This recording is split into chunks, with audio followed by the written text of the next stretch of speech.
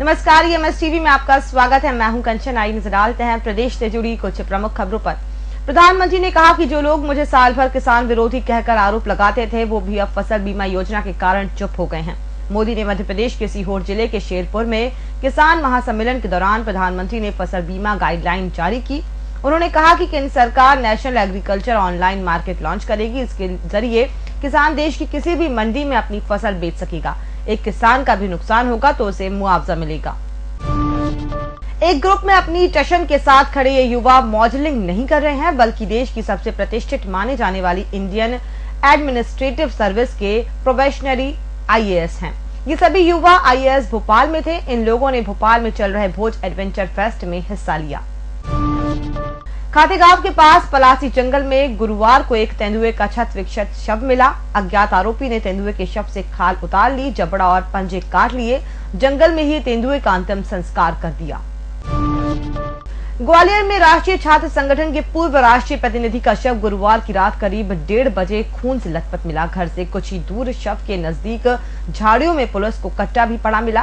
प्रारंभिक जांच में पुलिस इसे आत्महत्या का मामला मान रही है, जबकि मृतक के भाई का आरोप है कि हत्या मृतक की गर्लफ्रेंड के चाचा ने की है, क्योंकि वो पहले धमकी दे चुका था। शिवपुरी पुलिस उस वक्त हैरान रह गई जब 3 नाबालिग लड़कियां अपने परिजन के साथ आईं और खुद की किडनैप की कहानी सुनाई। लड़कियों ने पुलिस को बताया कि मैरिज हाउस से एक मारुति वैन में 3 नकाबपोश बदमाश उन्हें किडनैप कर ग्वालियर बाईपास पर बने एक कोठीनुमा मकान में कैद कर भाग गए। बाद में पुलिस की पूछताछ में लड़कियों ने कबूल कर लिया कि वो महज अच्छे खाने की लालच में आ गई थीं और परिजन के डर से ये कहानी बना डाली।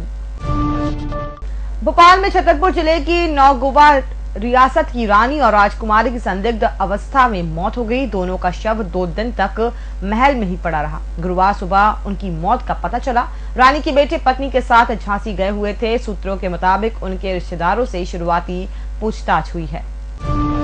सिंहस्थ शुरू होने में अब लगभग 2 महीने बचे हैं। समय की कमी को देखते हुए लगता है कि प्रशासन ने भी सिंहस्थ के निर्माण और विकास कार्यों को समय पर पूरा करने की ठान ली है। नतीजतन अनेक जगह अब रात में भी मजदूर और अधिकारी जुटे हुए हैं। 20 फरवरी को मुख्यमंत्री के आने की भी संभावना है, जिसके चलते काम तेज हो गए हैं। रतलाम शहर के लोगों को नल के पानी के हर महीने 110 रुपए की जगह 150 रुपए चुकाने होंगे। मंगलवार को हुई MIC की बैठक में इन पर मुहर लग गई। संभवतः अप्रैल से बढ़ी हुई दरों की वसूली होगी। भोपाल में एक सड़क हादसे में घायल व्यक्ति तड़पता रहा। उसकी मदद के लिए कोई आगे नहीं आया और लोग तमाशबीन बने रहे। जब 2 युवा डॉक्टर्स की नजर घायल पर पड़ी तो उन्होंने मौके पर ही उसका इलाज शुरू कर दिया। इससे घायल की जान बच गई। भोपाल में 20 महिलाओं ने 40 दिन तक गैती छैनी थाम पत्थरों में खुदाई की। चट्टान तोड़ने वाली 26 साल की महिला के हाथों में छाले तक पड़ गए। 41वें दिन उनकी मेहनत सफल हुई जब जमीन की जड़ से पानी रिसना शुरू हुआ। महिलाओं ने क्यों खोदा चट्टानों को।